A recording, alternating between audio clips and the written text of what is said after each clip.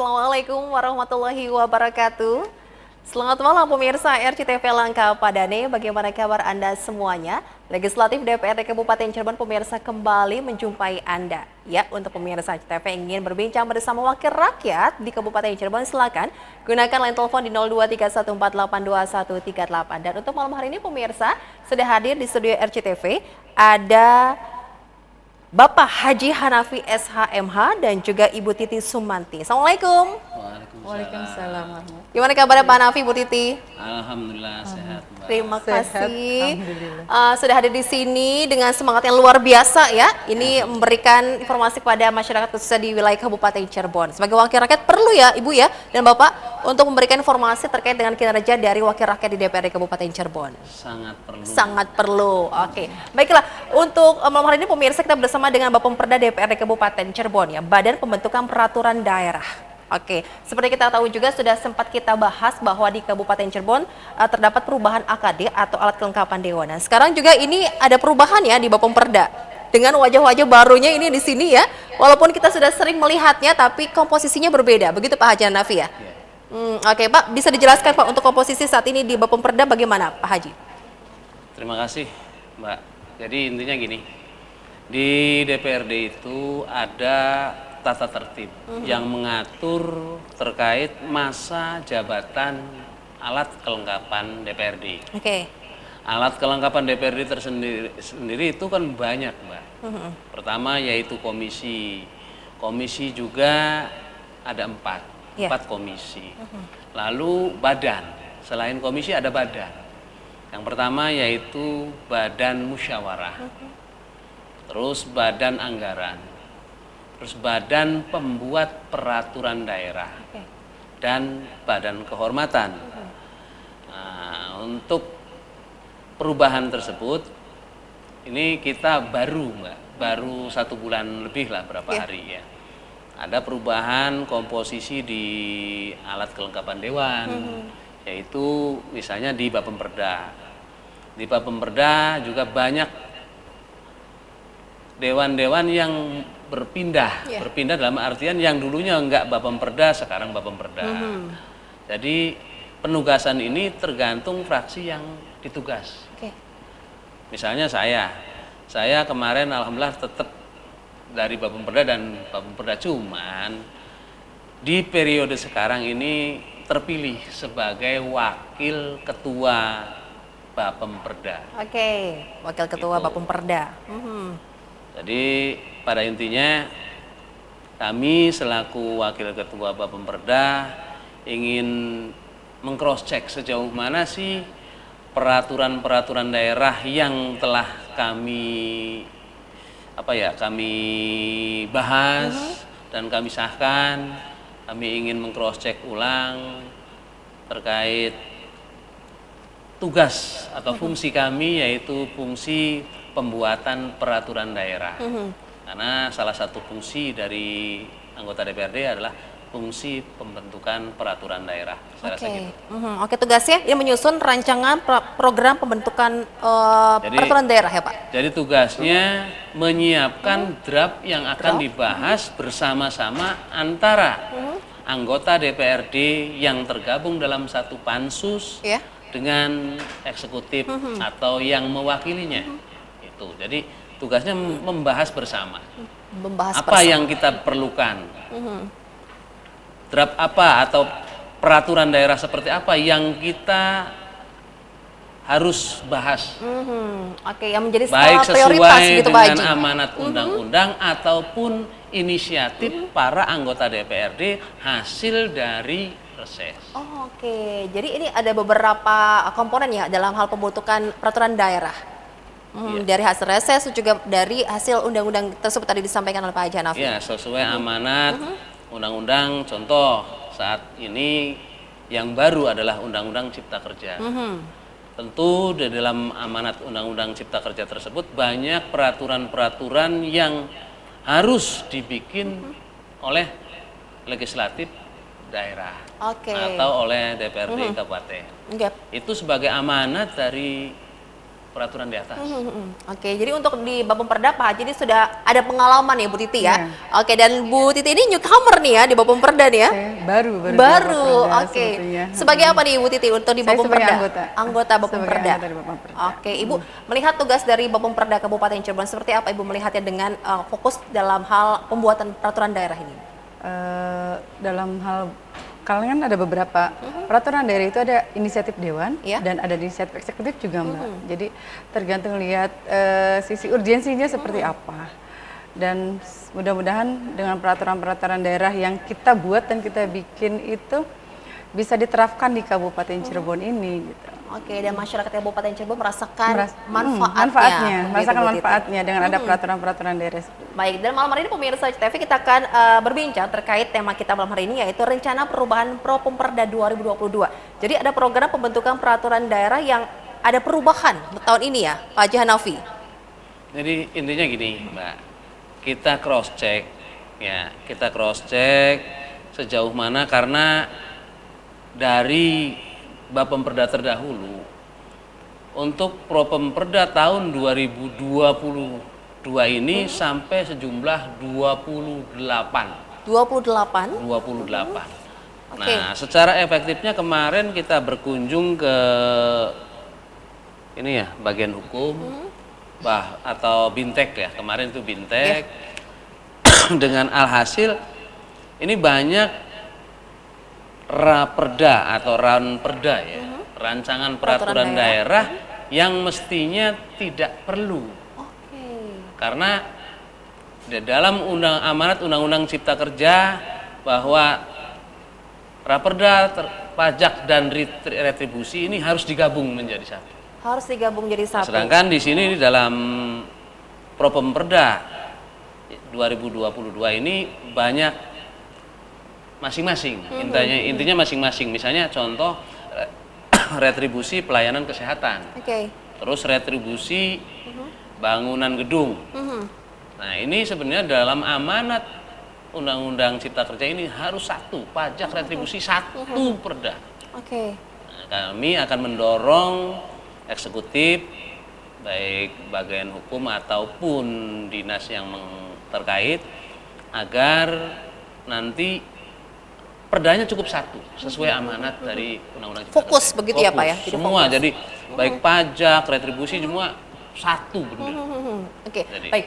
Tadi Pak Haji Hanafi menyampaikan ada 28 rancangan peraturan daerah yang harus dievaluasi begitu Pak? Rencana akan dirubah. Ada perubahan? Ada perubahan. Jangan banyak-banyak lah. Kita nggak usah ngoyo-ngoyo, yang penting hasil dari perda tersebut bermanfaat bagi masyarakat dan bermanfaat bagi Kabupaten Cirebon. Boleh dijelaskan pada pemirsa CTV juga Ibu Titi, apa saja sih Bu 28 program pembentukan peraturan daerah yang ada perubahan tersebut Bu Titi? Jadi begini Mbak, dalam rencana kita perubahan Raperda itu, kan ada beberapa juga ada di cantolan hukumnya di Raperda tentang Cipta Karya. Jadi kita tidak semena-mena membuat Raperda ini, kalau seandainya sudah ada di dalam aturan pusat, kita juga tidak bisa, paling hanya turunannya, jadi gitu. Jadi mungkin ada beberapa Raperda di sini yang di draft sini itu ada di dalam turunan Raperda, peraturan pemerintah deh. Ibu boleh apa saja Ibu beberapa poin ataupun beberapa Raperda yang ada perubahan tersebut? Mungkin ada tentang Raperda tentang 6 sampai 13. Ada 28 tadi disampaikan oleh Pak Haji Hanafi. Ada 28. Ada beberapa yang tentang distribusi bisa disatukan.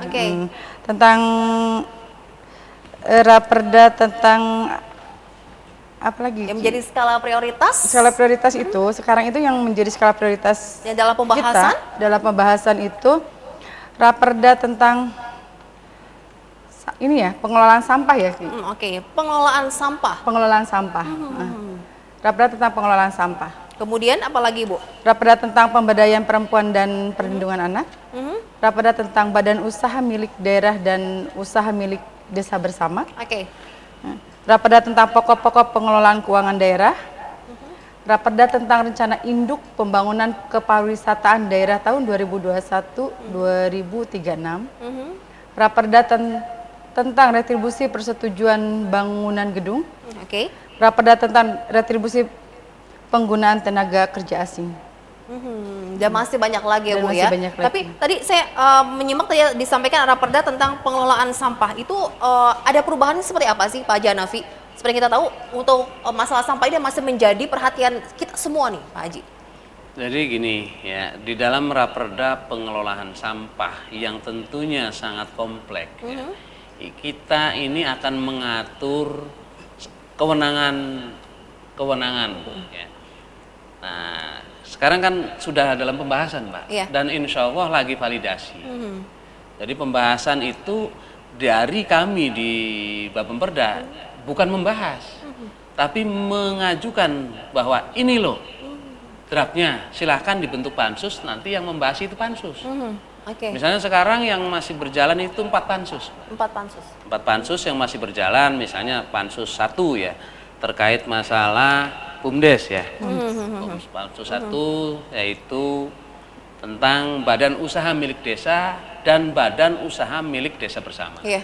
Itu pansus 1. Yang pansus 2-nya terkait masalah pengelolaan sampah. Ibu Titi. Ya. Sekarang di pansus berapa? Saya pansus 3. Pansus 3. Pansus 3 itu terkait masalah sampah atau anak? Perlindungan saya sampah. Nah, jadi pansus 2-nya itu terkait masalah pemberdayaan perempuan dan perlindungan anak. Karena banyak anak-anak terlantar, anak-anak yang kurang mampu. Bagaimana sih menanganinya? Tugas Pemda seperti apa sih? Tugas desa seperti apa sih? Seperti itu. Kita akan atur seperti itu. Jadi, misalnya penanganan sampah juga seperti itu. Nah, penanganan sampah yaitu di sini raperda tentang pengelolaan. Pengelolaan sampah. Itu tergabung di pansus 3. Pansus 3 itu membahas seperti itu, kewenangan sampah yang ada di masyarakat seperti apa. Nanti sampai ke TPS, tempat pengelolaan sampah sementara. Oleh siapa kewenangannya. Nah, setelah nyampe di TPS, ke TPAS-nya seperti apa. Nah, nanti ada ngatur seperti itu. Oke, jadi untuk pembahasan ada pansus khusus ya? Pansus khusus ya? Iya, Panitia khusus ya? Panitia khusus. Oke, baik. Tapi kalau Bapemperda berarti memberikan masukan kepada pimpinan DPRD aja ya Pak ya? Iya. Atas rancangan peraturan daerah yang ini loh, ditugaskan. Yang harus diajukan ini loh, yang harus dibahas ini. Oke, dibahas langsung. Nanti ada bagian yang lain. Bagian pansus yang lain. Oke, baiklah pemirsa. Untuk Anda yang bergabung bersama kami, pemirsa bisa gunakan line telepon di 0231482138. Tapi sebelumnya kita harus jeda sebentar, tetap bersama kami di Legislatif DPRD Kabupaten Cirebon.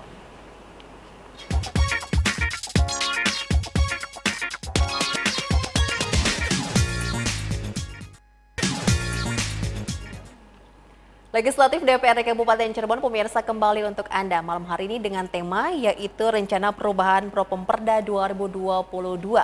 Ada Pak Haji Hanafi dan juga ada Ibu Titi Sumanti di sini. Oke, sudah ada penelpon, kita coba angkat dulu ya Bapak Ibu. Oke, halo, selamat malam Legislatif. Halo. Halo, selamat malam. Halo, selamat malam Legislatif. Selamat malam Bapak, dengan Bapak siapa di mana ini? Dengan Pak Hermawan di Sumber. Pak Hermawan di Sumber, apa kabar Pak Her? Silakan Pak Her. Baik Ibu Novi. Silakan Ini Bapak. Masukan buat Pak Hanafi sama Ibu Titi. Siap. Kaitan dengan raperda pengelolaan sampah ini. Ini rujukannya Undang-Undang 18 tahun 2009 tentang pengelolaan sampah. Kalau nanti raperda sudah jadi atau perda, ini harus dirancang dari hulu maupun hilir. Hulunya apa? Sumber sampah. Hilirnya apa? Yaitu TPAS, tempat pembuangan. Di tengah-tengahnya namanya TPS, tempat pembuangan sementara, yang katakanlah kewajiban desa. Nah, ini perlu diketahui oleh teman-teman dewan. Bagaimana pemerintah daerah membangun TPS kalau desa ini tidak menjadi lahan. Kedua, lahannya ini aset siapa? Kalau mau dibeli, APBD terbentuk dan undang desa. Nah, kalau saya memberi masukan, raperda itu bagus, tapi nanti jangan di tengah jalan mandul. Mandulnya gini, lihat di kaliannya, orang Pantura Gantolnya Pak. Coba lihat kaliannya sepanjang jalan sampai ke Tunjang. Itu pantas Pak. Ketika saya kepala dinas, memang saya ambil ke pinggir kiri kanan jalan. Tidak berantakan begitu. Maksud saya Pak, coba benahi dulu TPA Gunung Santri. Walaupun itu asetnya punya desa, tapi kita kan nyewa. Nyewanya sebatas tidak terbatas 2 tahun, 20, mungkin ribuan tahun, artinya nggak mungkin utuh. Sehingga pemerintah daerah fokus di situ, misalnya 3R-nya masuk di situ.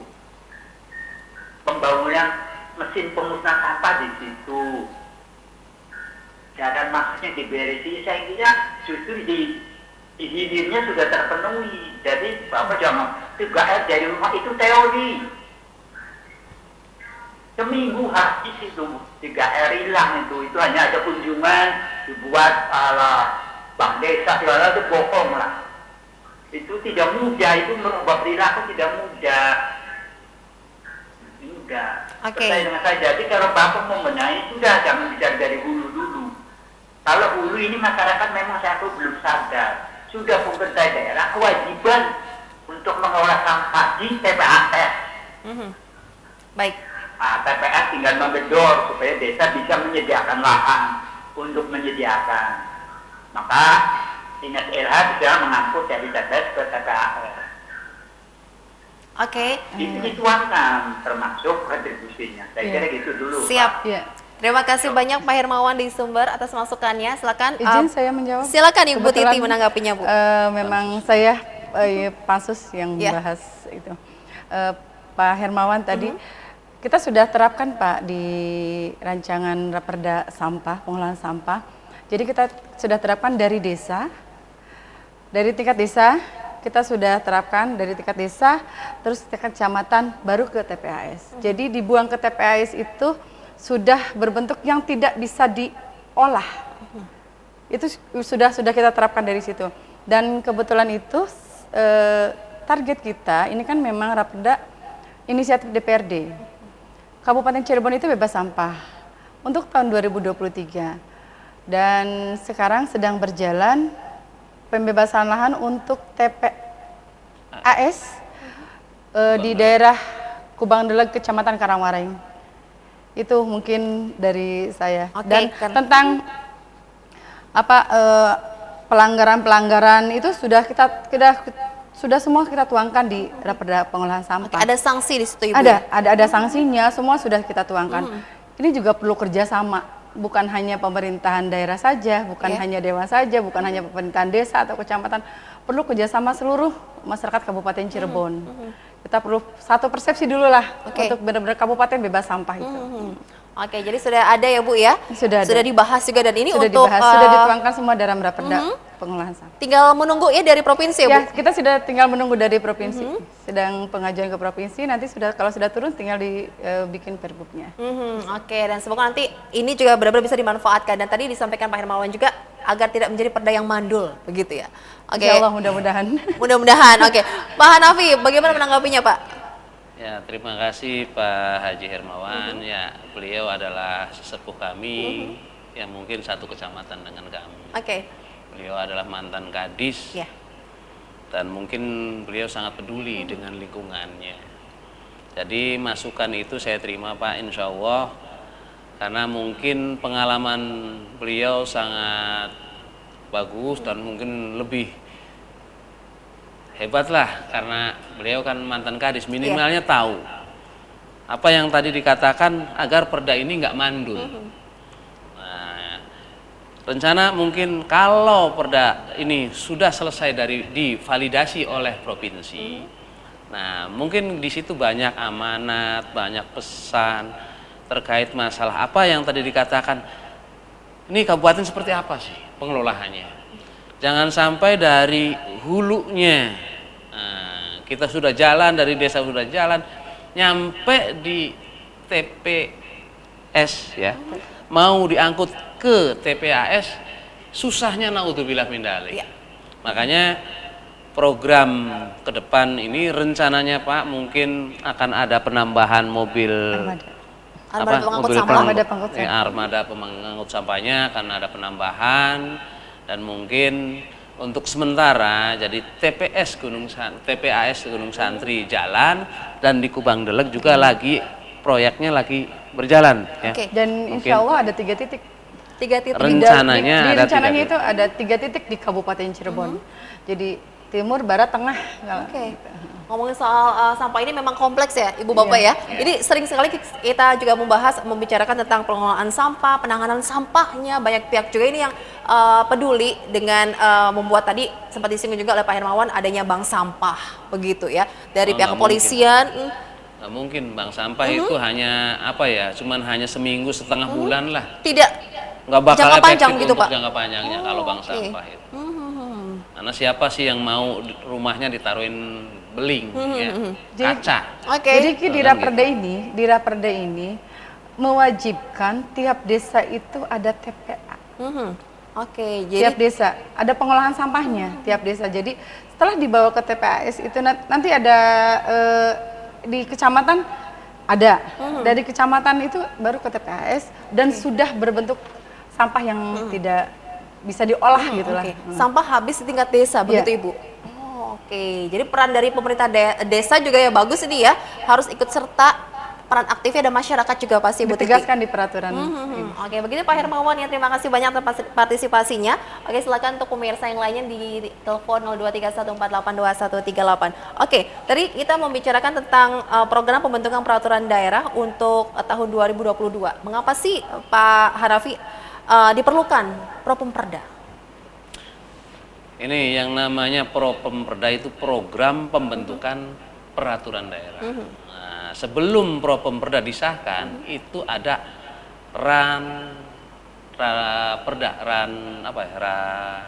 rancangan dulu. Ada rancangan dulu. Ada rancangan raperda lah. Sebelum perda ada rancangan peraturan daerah. Iya. Ada rancangan dulu. Nah, di rancangan ini kita bahas, kita akan rapatkan ini mana nih yang skala urgen, yang perlu kita masukkan di dalam Propemperda tahun 2022 ini. Yang pastinya kita harapkan jangan terlalu banyak, tapi hasil yang sangat maksimal. Ini terlalu banyak banget ya. Kalau misalnya 28 diambil 10 lah ya. Agar target begitu, kita Pak? Dikurangi 10, kita perlu rapatkan dulu. Nanti setelah rapat kita laporan ke pimpinan untuk diparipurnakan bahwa Propemperda ini mau dirubah, perubahan Propemperda. Tapi nanti hasilnya akan maksimal mudah-mudahan ya Pak ya, Ibu? Diharuskan maksimal. Diharuskan maksimal. Baiklah. Ini inisiasi dari eksekutif, legislatif juga, ya. Legislatif kan berarti dari masyarakat, ya. Hasil dari eksekutif ya Bu Titi ya. Baik, kita akan lanjutkan pemirsa usai jeda pariwara berikut dengan informasi lain untuk Anda, tapi kita harus jeda, tetaplah bersama kami.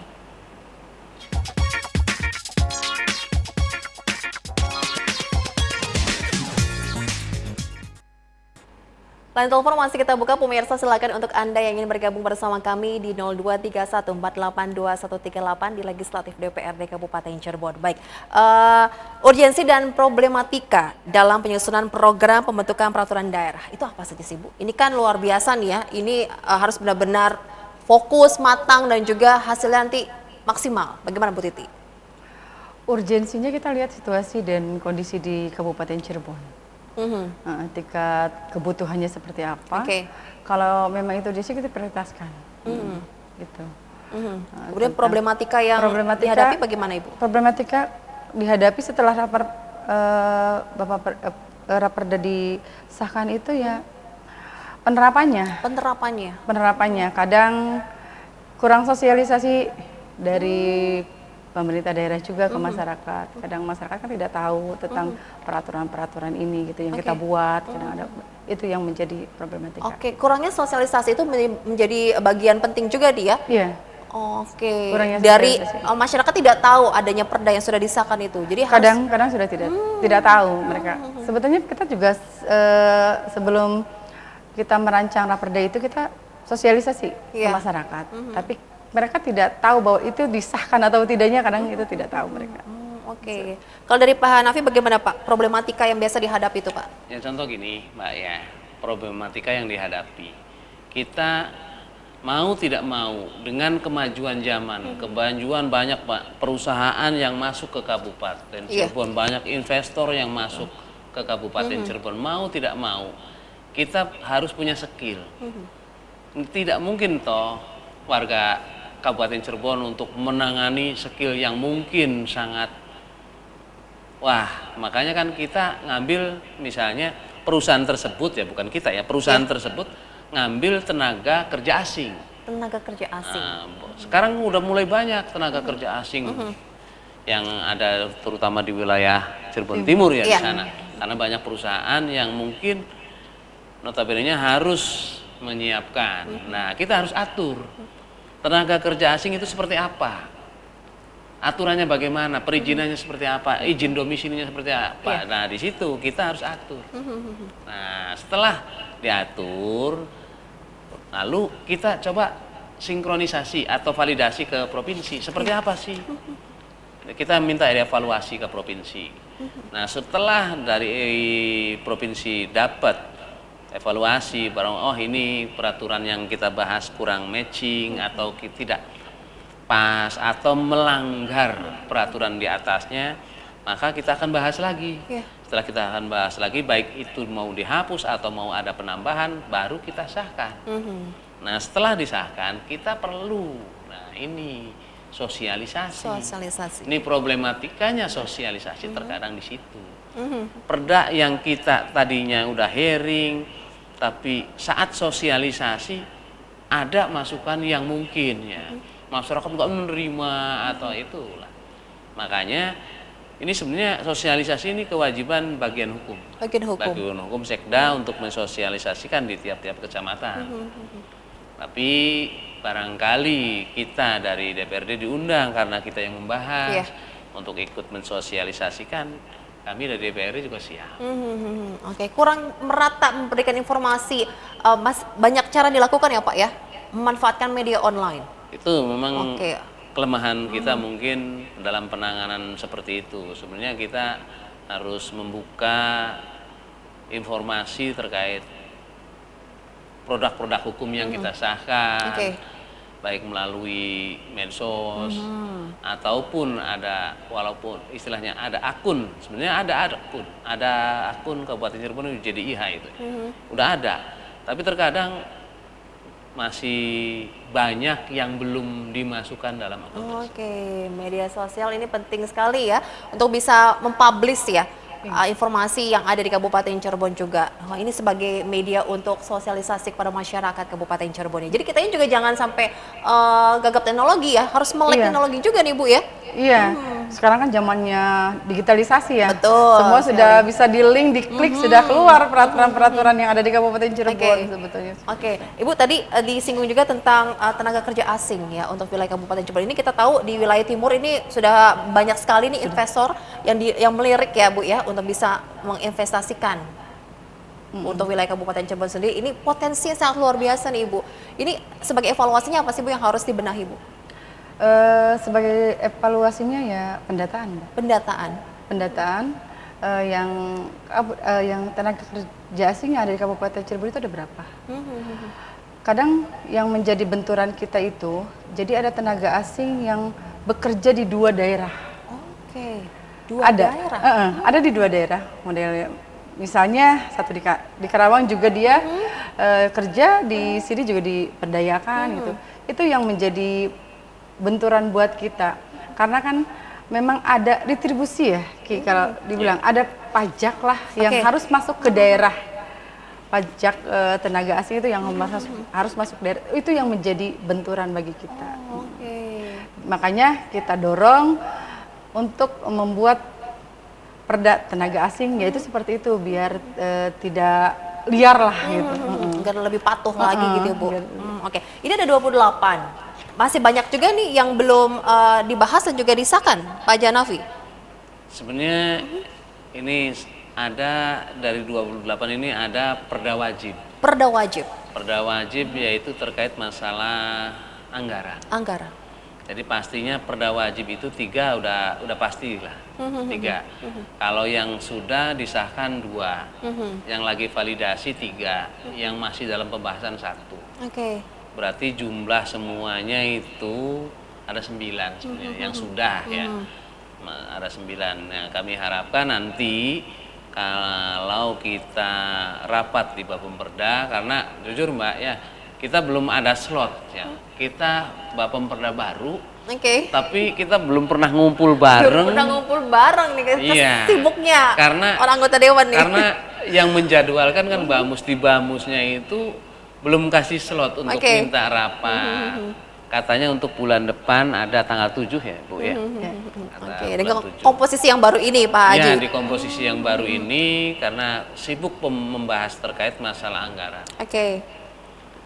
Ini 1 tahun harus kelar ya Pak ya? Insya Allah. Insya Allah. Dan Insya Allah. bisa kekejar Ibu? Insya Allah mudah-mudahan kita seleksi lagi Mbak. Oke, ini Kita sudah seleksi Agustus mana? mau berganti bulan juga nih Bu. Iya, kita seleksi lagi kan Mbak. Nanti kan kita rapat, kita seleksi mana yang tingkat urgensinya yang lebih tinggi, mana yang benar-benar yang harus didahulukan kan gitu. Itu yang kita Oke, seleksi menjadi lagi. skala prioritas Iya. nih ya. Tapi kayaknya semua itu penting ya Bu ya kalau untuk masyarakat Kabupaten Iya, Cirebon tapi Bu. kan ada juga Mbak. Kita Oke. kan sampai jangan berbenturan dengan peraturan rancangan perundang-undangan yang ada di pusat gitu kan. betul. Kadang kita sudah merasa ini, oh ini udah ada cantolannya di pusat kan. Itu yang bikin suka lama pembahasan tuh Mbak seperti itu. Oke Jadi deh. contoh gini Mbak Iya, ya. Pak. Contohnya gini, di sini ada raperda tentang pembentukan dana cadangan. Nah, pembentukan dana cadangan untuk pembiayaan pelaksanaan Pilbub Pilbub di 2024. Nah, kalau misalnya ini perda ini, misalnya kalau Kabupaten Cirebon ini mampu, kenapa sih harus pembentukan perda untuk dana cadangan? Nggak usah dicadangin lagi, langsung aja sih dianggarkan di tahun 2023 nih besok kan untuk pelaksanaan 2024 kan udah selesai kan, berarti kita nggak perlu perda. Kalau kita punya duit kan gitu, ya udah aja duitnya diambil langsung. Tapi punya ya Pak, kita Pak. Nah, ya insya Allah itu diusahakan kan gitu. Kita belum tahu kebutuhan KPU nih berapa untuk pelaksanaan Pilbub di 2024. Oke. Gitu. Jadi di sini ada sih inisiatif Pemda itu menginginkan pembentukan dana cadangan. Sebagai antisipasi gitu ya Pak ya. Antisipasi, takutnya Covid lagi. Aduh jangan sampai Gitu. apa Ya ya. takutnya ini pastinya Karena ini Pemda kan ke arah serentak situ. begitu kan, serentak bakal pasti membutuhkan anggarannya lebih banyak gitu Pak Hanafi. Iya, karena Pemda pemikirannya seperti itu, makanya disiapin dana cadangan seperti itu. Takutnya Covid lagi, Oke. lalu ada parsial, pengurangan ya. Oh oke Gitu, baik. Tapi jadi. kan ini tahun 2023 berarti harus sudah beres nih Pak ya? 1 tahun sebelumnya Bu ya? Iya, satu tahun sebelumnya sudah dicadangkan untuk penganggaran. Kan kalau penganggaran itu 1 tahun sebelumnya itu sudah dirancang, Mbak. Iya. Sudah dianggarkan, sudah dirancang untuk pelaksanaan tahun berikutnya.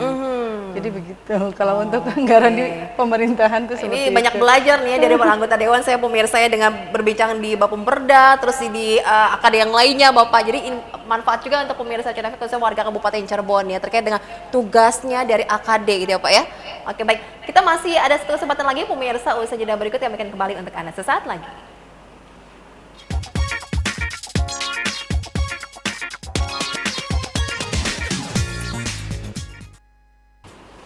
Oke, di Bapemperda DPRD Kabupaten Cirebon ini ada 12 ya Pak Hanafi, Bu Titi, dan teman-teman yang lainnya. Oke, ini berarti dari 12 teman-teman di Bapemperda ini berarti punya tugas masing-masing juga atau seperti apa Pak Hanafi? Kalau tugas kita bersama-sama. Bersama-sama. Ya, karena kita ini azasnya kolektif kolegial. Ya. Jadi saat rapat kita bahas bersama, kita bareng. Misalnya ada ajuan, contoh ada ajuan